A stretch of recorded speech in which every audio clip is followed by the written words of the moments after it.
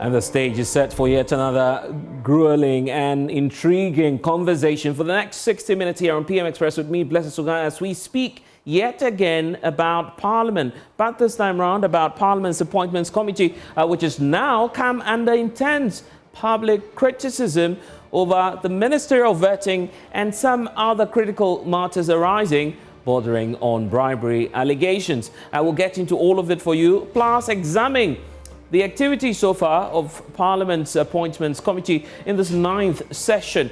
Of course, that will be topical for tonight, but I need to let you know that, of course, there's a big conversation coming up with persons who've served in the 8th Parliament and some stakeholders who've been monitoring the activities of the House so far. Let's get to it, shall we? Because many of you are wondering why the Appointments Committee and how crucial this committee is in the workings of Parliament. At the start of each Parliament, definitely it's going to be happening at a time when a new government is being formed. Therefore, you would need this committee to be set up and operate as much as possible to vet the presidential nominees that as we have it in this case, President John Dramani Mahama has put forward. We'll get into that for you. But take a look at the composition in terms of leading members of the Appointments Committee and why it is critical in the way forward. You have the first Deputy Speaker who's serving as the chairperson per the standing orders of Parliament, and you have the Majority Leader omitted on this leadership role for that obvious reason. He's leader of government business. You don't expect that he would depart from what it is that the President will be working on in terms of his government plan and agenda. So it suffices to say that the Deputy Majority Leader then takes the seat as the Vice Chairperson of that committee. You have the Minority Leader as the ranking member on that committee. And of course, there's no doubt that the Deputy Minority Leader will be featuring there. And that's what we've seen at play in this 9th Parliament, where, of course, Alexander Afenyo-Markin has been taking his role as the ranking member. Not a smooth journey for the minority and the majority sides, who have both been divided ever since the activity started. Then Bernard Ahiafo is the person occupying this very chairperson role, a very crucial one, because if you take a look at their roles per the standing orders, which I'll be getting to, they are expected to, in a broad sense, recommend the nominees to the House for rejection and approval. But what are they recommending? Here's what you need to know. The President, as I was talking about, upon election will definitely, first and foremost, nominate ministers of state and their deputies. That's the stage at which we are, because obviously we have a Chief Justice in place, some Supreme Court judges are already in place. We don't know what the plan of John Mahama will be on that, as to whether or not we'll be seeing some new nominations to the Supreme Court. But for now, all of that is catered for, including the Special Prosecutor and the Common Fund Administrator, who's now been appointed as we know it already. But here's the point. The big issue about the ministers, because the promise has been made, 60 ministers and their deputies. That process has started. And of course, it's not been as smooth as many Ghanaians have had cause to worry and ask so many questions. First of all, about the role, the relevance of this very committee, the Appointments Committee that we're talking about, and how they are indeed crucial in vetting the names that are being put forward. But have they lived up to that expectation? The jury is out there. So take a look at that. As I was pointing out, recommendation to the House for approval or otherwise. And this committee actually is drawing its powers from the Constitution. Because if you take a look at what the Constitution is saying, a committee appointed under Article 103 shall have the powers, the rights, privileges of the High Court, the justice of the High Court at trial, is what the power, the constitutional power that this committee is drawing on. So largely, if you're talking about situating the Appointments Committee into the constitutional framework, they have been recognized by the Constitution, and it's because they're playing such a crucial role in approving all these sets of individuals that you see on the screen here. The ministers, deputies, as I was talking about earlier, the Chief Justice, Supreme Court Justices, you have the Special Prosecutor and the Common Fund Administrator, who would be disbursing funds to the local level. So that's how critical their duties are. But in terms of what they need to do, and if you're taking a look at that per the constitutional roadmap, they are to enforce the attendance of witnesses. That is if, of course, you have anyone being invited over. They are to compel the production of documents, as we're seeing, in terms of the privileges and the powers that are largely being granted by the, Privileges Committee. We'll be getting into that because of some of the issues that are coming up on this very committee. But take a look at this. So far, we've had 26 ministers vetted so far, and 16 more ministers to go. A number of them, significant number of them, approved already. But the question now is emerging because of some of the allegations that are emerging and some of the developments that we've seen in terms of how there are disparities in the appointments and the appointees and how they're treated when they appear before the committee. You have, for instance, this woman, Linda Oklu, who's been vetted for only 10 minutes. And that 10 minutes is basically the introduction and some other issues that came along with it. A reason for which many Ghanaians are asking, is there really a standard operating procedure for this committee, or is it the case that it could be a rubber stamp process? Is it even relevant in the first place? Because if you have one minister who's been vetted for just 10 minutes, why do you have another minister being vetted for more than 4 hours? 4 hours, 32 minutes is, the highest so far. For this man you see here, who's going to serve at the Finance Ministry. So the Finance Minister was subjected to 4 hours, 32 minutes in all in terms of the vetting process. So what's the standard procedure? A lot of people talking about it, including one individual, the former Auditor General, who's joining us tonight, to also have his take on why there should be fairness and some level of, fair playing field for all, for us to see if indeed there'll be modalities in terms of the timelines, our vetting and all of that.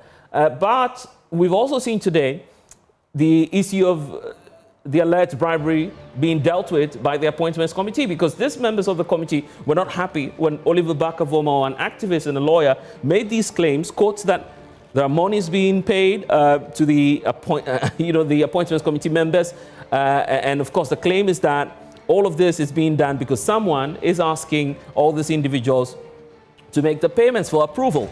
He appeared before the committee today saying that he was taken out of context. An apology has been rendered, but that is not settling the matter, because now it's more exposing more issues about why we need to pay attention to the Appointments Committee and why their work ought to be subjected to a lot of inquiry. And many are even arguing that even what happened to Bakavomo today should have been referred to the Privileges Committee, which is also one of the committees that you have in Parliament, because they have that duty to inquire into all of these complaints, breach of privileges, as we're seeing, and also the clashes that we saw, the ones making the rounds on social media between an NDC appointee and the minority whip, going viral on social media as well. So these are some of the issues emerging. And mind you, the issue about the alleged bribery has come up before. In 2017, we've seen that. In 2025 again, Oliver Bakavomo was back with the claims. And that's why we're putting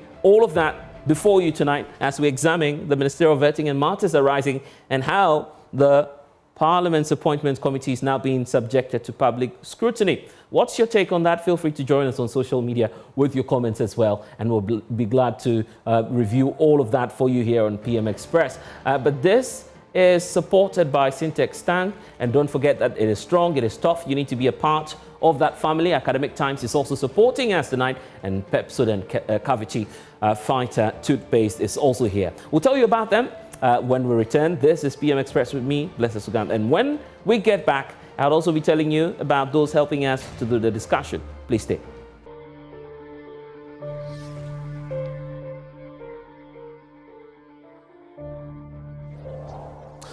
You're welcome back to PM Express. And Ghana, let's talk water tanks. Of course, do you know the secret to real water storage? It's simple. If your tank doesn't have that tortoise on it as a logo, then it's not the correct tank. That's right. The tortoise tank, as we know it, Syntex tank, is the champion of water tanks. It's very strong, it's durable, and built to handle our Ghanaian weather in terms of rain, sunshine, whatever you can think of. Syntex tank has your back. So all you need to do is to check your tank, make sure it has that logo that I'm talking about, and if it has the tortoise on it, it's time to upgrade. Join the Syntex tank family today and enjoy water storage that's tough like a tortoise. So all you need to do is to call 0244 335 168 to make your purchase now. And of course, we're also being supported by Academic Times because Academic Times is here.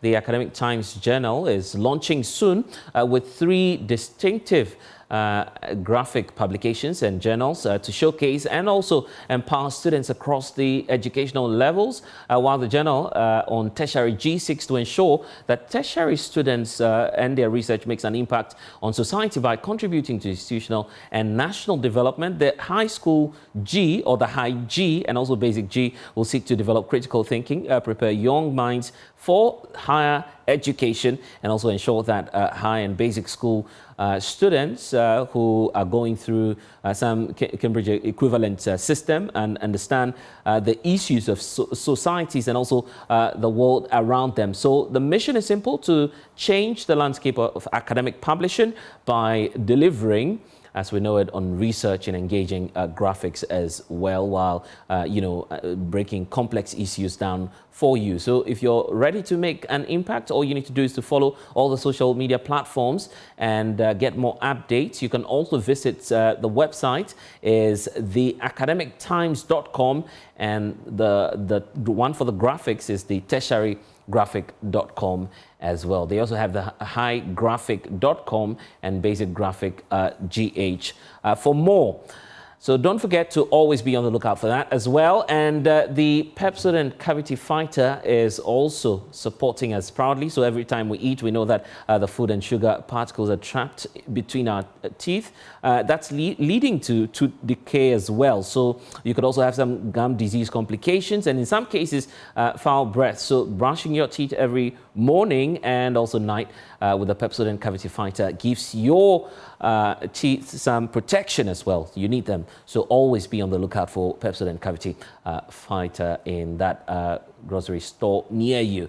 So these individuals are supporting us, or the groups or companies are supporting us, and we're indeed grateful to them all the time for making it possible to bring you PM Express. But it's back now to the conversation for tonight.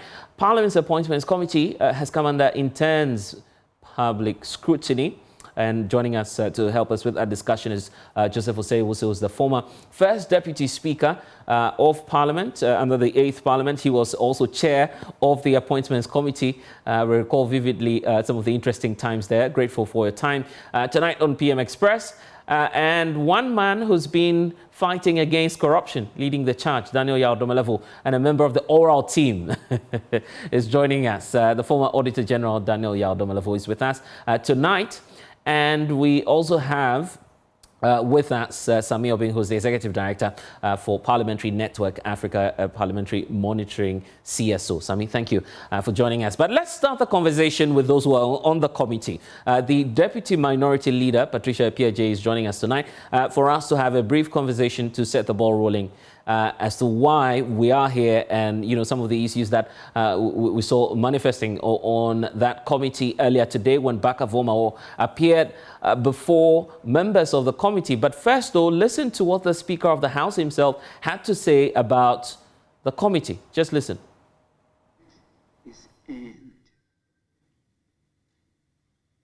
Please.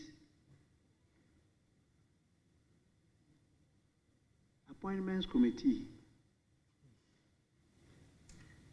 We have crafted rules of how Appointments Committee should conduct the business of public hearing. That is the term.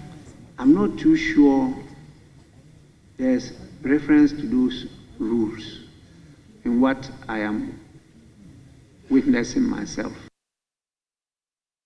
A brief statements there by the Speaker. Unfortunately, the Deputy Minority Leader is joining us, the Honourable Patricia Epiaje. Thank you for spending some time with us here on PM Express. So let's start off with you, because there are some of your former colleagues, the likes of the former First Deputy Speaker, Daniel Yao-Domelevo, and also Sami Obing, who are with us, wondering what's been happening to the Appointments Committee. Back and forth in terms of clashes, controversy, and now it's the case of alleged bribery on the committee.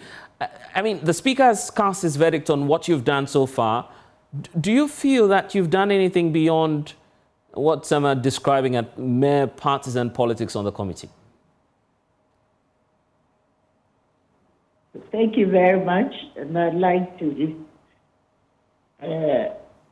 commend you for giving me this opportunity to speak on the Appointments Committee.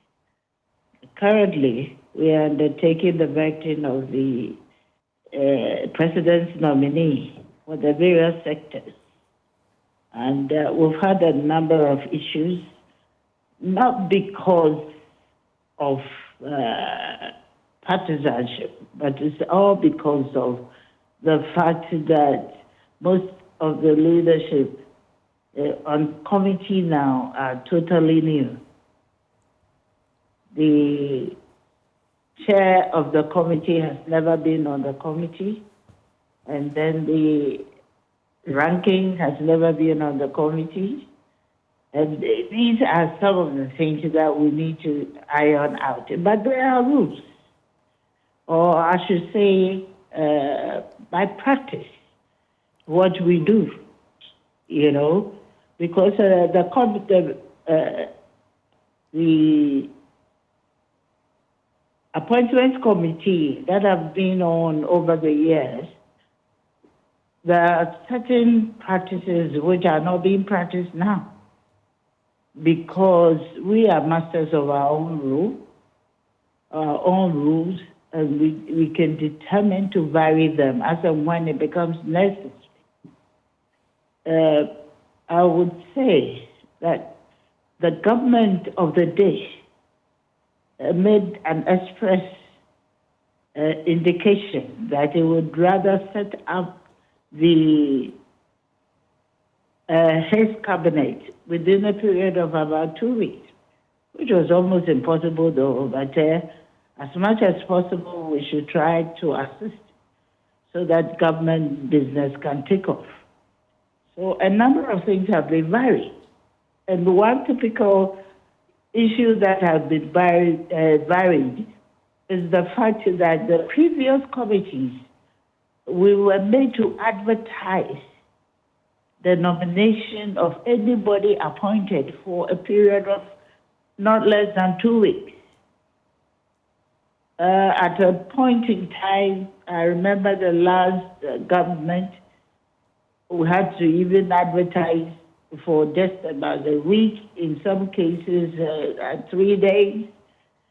But as it is now, we're just finding our feet due to the exigencies of the time. Okay, so let's get into... We varied most of these things, and that's why you see the controversies or a number of misunderstandings cropping up at the meeting. Okay, a lot of blames being, appropriated here and there. Some are blaming it on the chairperson, the fact that he lacks experience, as you are claiming. Some are equally blaming your side of the house. I'm not saying experience. That is not the word. It's exposure, because people are served on various committees, and their practices vary from one committee to the other. How about your leader, Alexander Penyumakin? His conduct and cooperation or inability to cooperate with the chairperson, that's come up a lot of times. The refrain is he's bullying the chairperson of the committee. I object to that word, the bullying. No. It's just trying to reach some level of consensus with the chair. And the chair also have his own set ways. He feels that things must be done that way. And that's why it comes out like that. But I wouldn't say that is a bullying approach to getting to build consensus. The way forward and what Ghanaians have been wondering ever since this allegation of bribery and corruption has come up.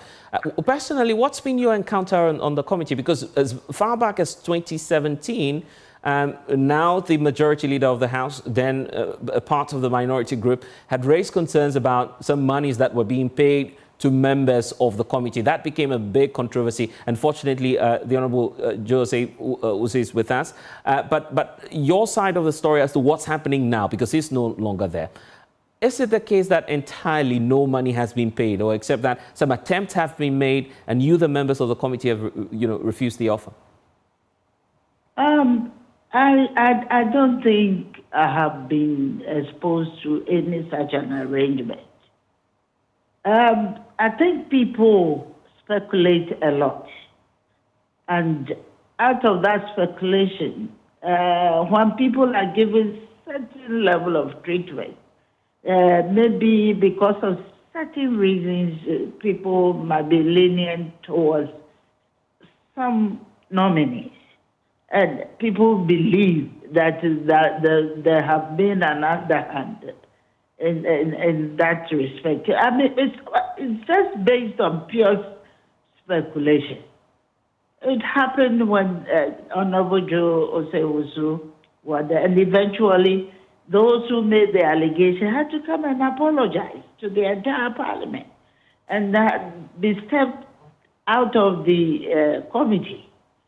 So I see that it's just a mere speculation that goes on. Beyond the apologies, yes. Will you as members of the committee open yourself up for any investigations beyond your committee? Maybe an independent inquiry? You know, the last time it happened, it was our own colleague that was making the allegation. And it was open up for investigation. And Mr. Speaker took interest in that and then ensured that it is well investigated. I see. And just to wrap up with you on this, because we understand you're engaged in other activities, your message to the general public, and perhaps now that the Speaker is unhappy about the performance so far of your committee, what do you have to say to that? Did you say the Speaker is unhappy? He says you need to end, the Speaker of the House, he says you need to end the respect as members of the committee. Oh, I see. I haven't heard the comments, so I will reserve my comments about it. I'm not privy to that. So I cannot comment because I don't know exactly what he said. Yes. I've been out for a little while, so I was not present when that comment was made. But I think what he's saying is we are attracting too many attention if I want to go inside with whatever he's observing. That may be the reason for saying that he's not happy with us. But anyway, I believe in every institution, you only disagree to agree, ultimately. So I know that with time, we're going to come out fine with everything moving so smoothly. Indeed, that's what we're on the lookout for. Grateful for your time. The Honourable Patricia Appiah-Jay, who's the Deputy Minority Leader, joining us tonight. And it's a good time to bring in the former First Deputy Speaker, because you recall with nostalgia sitting in that very same chair that the Honourable Bernard Ahiafo is sitting in now. It's not an easy job, is it? Well, if you're talking about the Appointments Committee's job, no, it's not an easy one. But I think that the first thing is to develop a huge level of tolerance, because you're presiding over a committee of your committees, your members, your colleagues. And so the high-handedness a judge would require is not what you need. A lot of times you try to accommodate one another so that you can get the decorum you deserve to achieve the results, yes. Do you feel that is lacking in the case of the Honourable Ben Ahiafo? To be frank with you, I've not watched any one of the proceedings. Generally, I'm not a TV fan. Generally, can sit in a room for a month without turning on my TV. I've read a few comments people on social media, particularly. I'm only on WhatsApp, so a few of the platforms I'm on. Have you seen the video circulating on WhatsApp? Of which one? The excerpts of some of the confrontations on the committee. At least you don't watch TV. You should be focused on your WhatsApp, I believe. Yeah, on WhatsApp, often it is what a person is interested in that is shown. It's often either a question being asked or an answer being offered. I think I've only seen one in which the chairman was addressing members of the House, of the committee, sorry. I would rather not use only that one as a basis for making any comment. But I've heard other people's comments. I wonder whether it's appropriate to base my comments on other people's comments. But to be fair, the general approach when I was the chair was as much as possible to give room for members, but also insist on the rules quietly and firmly. And very often when we speak of you, the back and forth between yourself and the likes of the Honorable Suhuyini will come to mind. The fact that you at some point had to overrule some members of the committee. Is that a usual practice? And what sort of posture do you feel that the chairperson of such a committee should be adopting? As I've said, first and foremost, you're guided by the rules. When to interject, when to make a comment, how many questions each one is entitled to, and follow-ups and what comments. Those ones require some management. But otherwise, it's the house of the committee. So you allow as many members as possible to make ask their questions and make their comments. With the particular reference to Honorable Suhuyini, I recall that when I realized that he was not guided by the rules, I actually drew the chief whip then, Honorable Muntake's attention to talk to him and guide him, because the back and forth with him, it will disrupt proceedings. So eventually, I got the Honorable Chief Whip then to explain to him, if he wants to interject, these are the rules that should apply. This is how he should do it. He was new, and so I could understand why sometimes he would overlook the rules and interject when he was not permitted. And what's been resonating through the messages from yourself and the Deputy Majority Leader is how the Appointments Committee require people who've not been at least first-time MPs. Is it the case that we don't need going forward to accept people who are first-timers, perhaps on the committee or in the House, serve on the committee? I don't think so. I was a member of the Appointments Committee right from my first term in Parliament. Except that, you see, when you join a group at first, you must accept that you're an apprentice. And so you take your time, listen, and learn from those who are already. When I came to Parliament, I've been a lawyer for many years. I've been chief executive of DVLA, but I realized that parliamentary practice and procedure was new to me. So I took my time to sit by Honorable W. Boafo, who I noticed that was very good with the rules about proposing amendments and things. And then the late Honorable Usansa, I sat by them. Sometimes I see something, I suggest to them, the late Usansa will talk about it. But then it was W. Boafo who gave me the confidence to make contributions. When I saw something, I drew his attention to it. He said, get up and say it yourself so that your name will go on record. That is how I built my confidence over the years. Sometimes, in our eagerness to demonstrate that we're capable, we may overlook the rules. And that's why it is helpful to get people who have some experience to guide you. Okay. And just before I bring in the Honorable, the former Auditor General, Daniel Yaw-Damelevo, he's been posting on social media, calling for some, fairness in the time allotted to each nominee. We have a situation, and of course we can put that on the screens now, a minister or a nominee who's just been vetted for 10 minutes. 10 minutes. And then for the finance minister, you see the vetting going as long as 4 hours, 32 minutes. That's our estimated time. It could be more. Is that fairness, or what really goes into that? And do you feel the rules should be changing on that? Well, first and foremost, I think what we should understand is that the duty of the Appointments Committee is to do what the Constitution says, prior approval. Prior approval has been explained to us and by us as members of Parliament to mean verifying whether the person qualifies under the Constitution.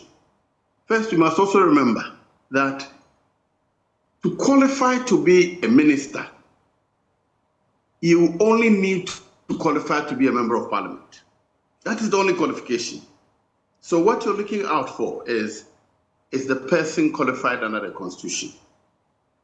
Is there anything which, if the person, anything about the person, if it had been known, would have disqualified the person from becoming a member of Parliament? In fact, some have argued that for members of Parliament, we may not even need to vet them because they have already qualified. All the other ones are just, in my view, to give the opportunity to the nominee to demonstrate how useful he will be to the president. All right. Who nominated him or her. I recall that in my first term in Parliament, there was somebody, a particular MP who was nominated, and there was a hula balloon because he was not very articulate. And I said that the president had the opportunity to look at the entire gamut of Ghanaians, and he selected that person. As long as the person is qualified, it's not up to me to say that the president ought to have chosen another person or ought to change him. The critical role of the Parliament is a person qualified. Does he have anything which, if it were known, would have prevented him from becoming a member of Parliament? Or if he was in some position, did he do anything that is hidden that, if it came out, would have affected his membership? These are some of the critical things. Okay. Any other thing, in my view, is up to the persons. And sometimes the person answering questions himself, him or herself, may open himself up for further questioning. So there's a particular minister who appeared before us, I think it's Kwanzaa. He was a member from Fantaman, and he became Minister for Central Region or Deputy Minister for Local Government, something. Right. It was excellent. His answers to the question were short, straight to the point. You know, so there was very little room for doing follow-up questions. Sometimes, if you talk too much, you open yourself up for interesting. And of course, there's one outstanding issue that's come up about the bribery. We'll come back to you. Just hold on for us. Let's touch, some more on this issue about the fairness in terms of time allocation, because you, Mr. Daniel Domelevo, you've been raising some concerns on social media about that. The fact that the committee ought to be clear and open and transparent about the time allotted to each nominee. What more concerns do you have on that?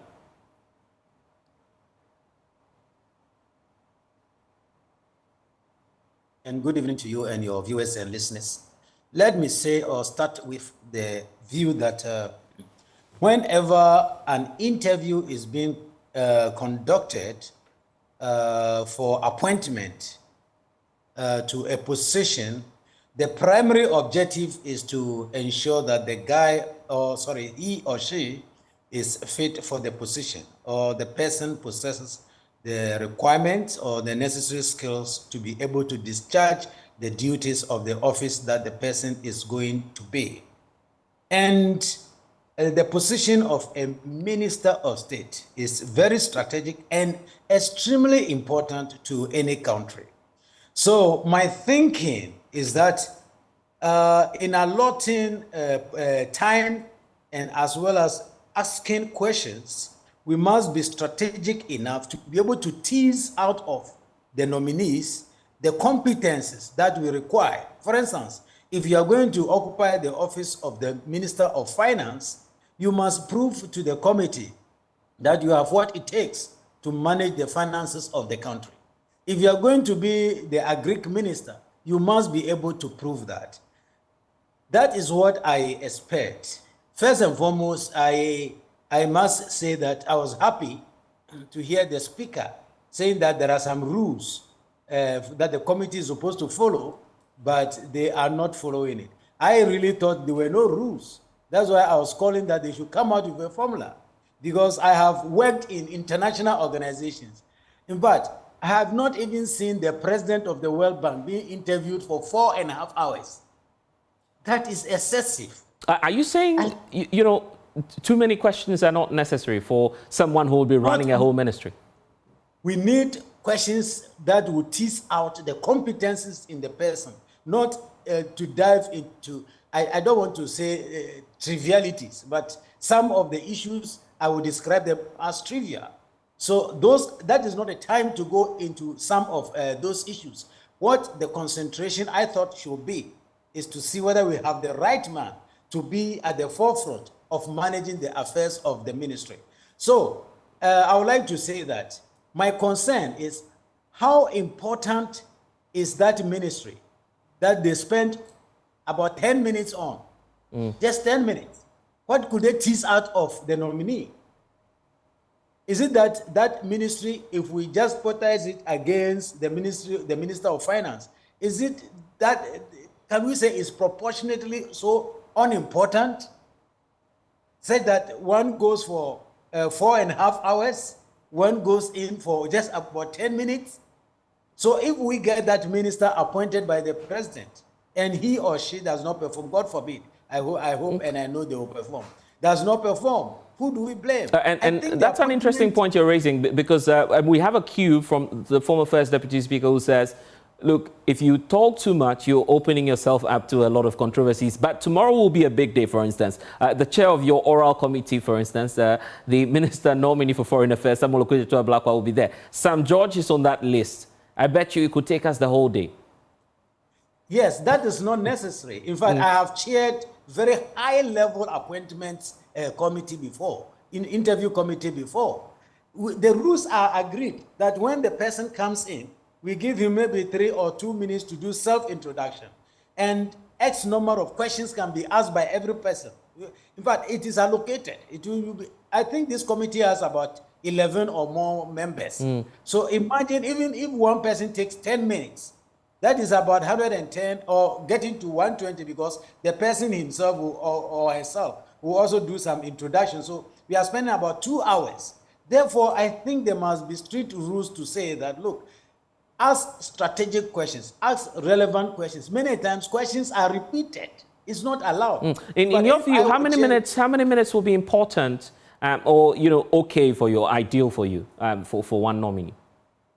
For a nominee, each of the, the panel members should not spend more than 10 minutes. If there are actually 10 of them, I think they are about 11, right? Yeah. It's about 11, which means that even I think the 10 minutes is a bit on the high side, because if you notice, I remember one of the, I've forgotten who the person was, but he kept saying, I've answered this question, but I'm answering it again.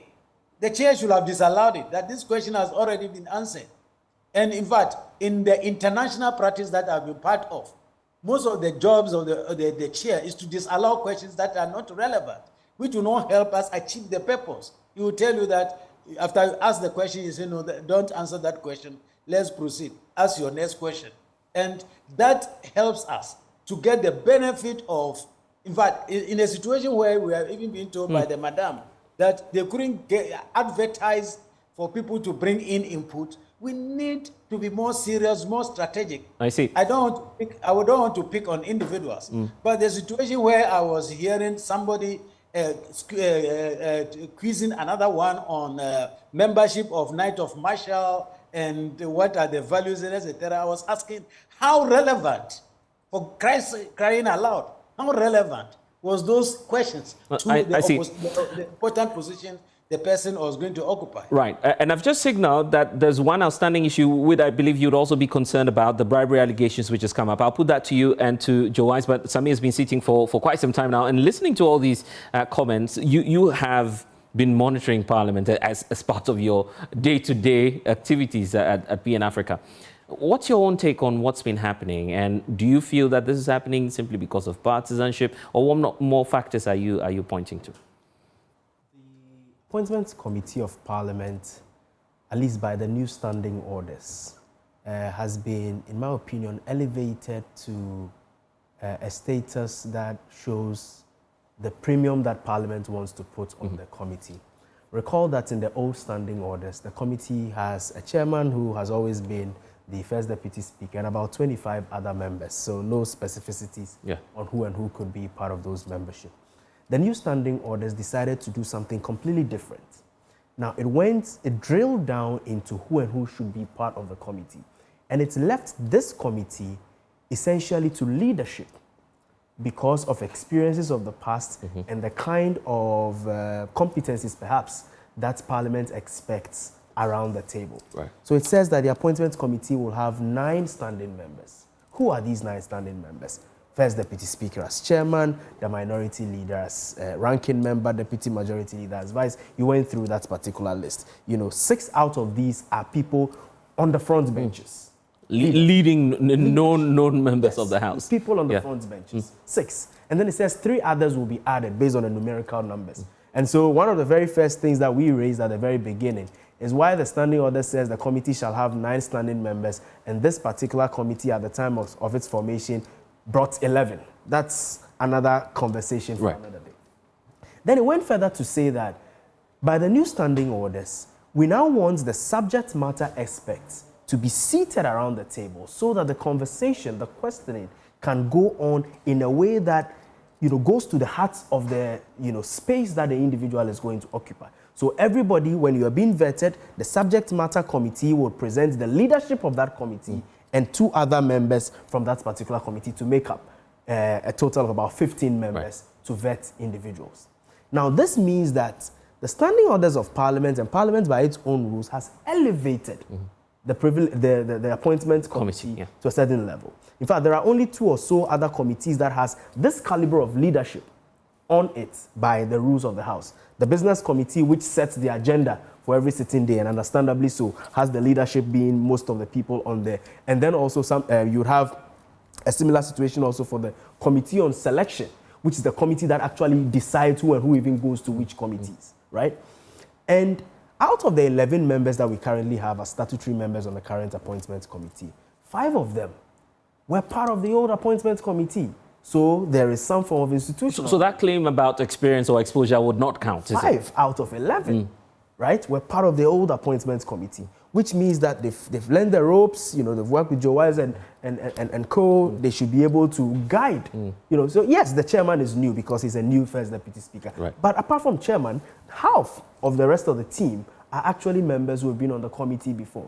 And so starting from the onset and having all of these issues around, clashes between chairperson and ranking member for a committee that is live on TV and members of the public are looking and watching and all of that was for me problematic. Then the other issue came up, which is the issue of not even making time for members of the public to send in memoranda, to be able to raise questions, to be able to raise issues on nominees because of limited time.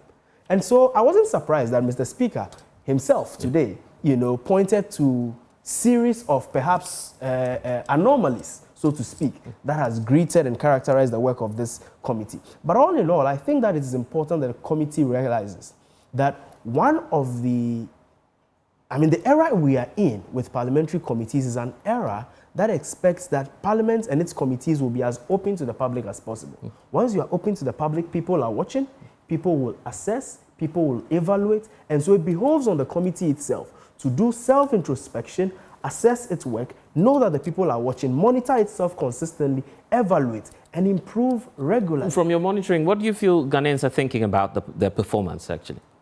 The verdict is out, and on social media, people who are watching Parliament's own pages, people have not been too impressed, right? People have not been too impressed. However, the committee has every opportunity to be able to show that every single day can be better than the previous day.